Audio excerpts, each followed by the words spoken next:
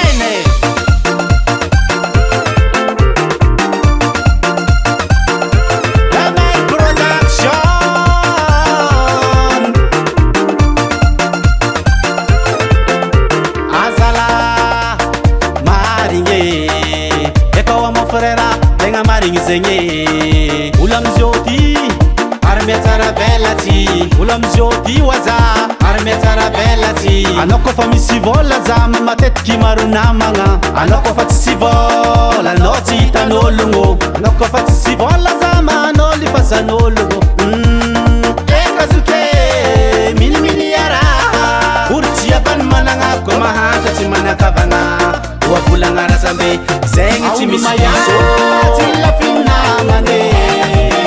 Anao kofa tsisy vola matetiky tsy tian'olo. Oragna zegny zoke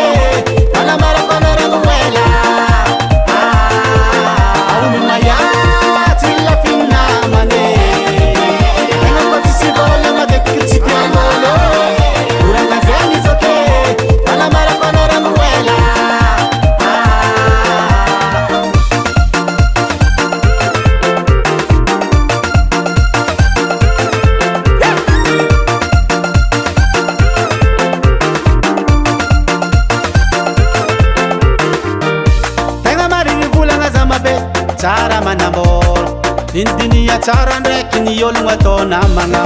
Misy ny mankala, misy ny tikavire, misy ny mankaty anjaranao mandiniky azy. O frera, azafady mpindra ny vola zaho maty mosary mbola tsara ny hinan-kany.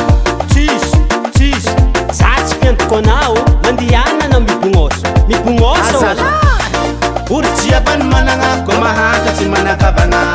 Oavolagna razambe zegny tsy misy maso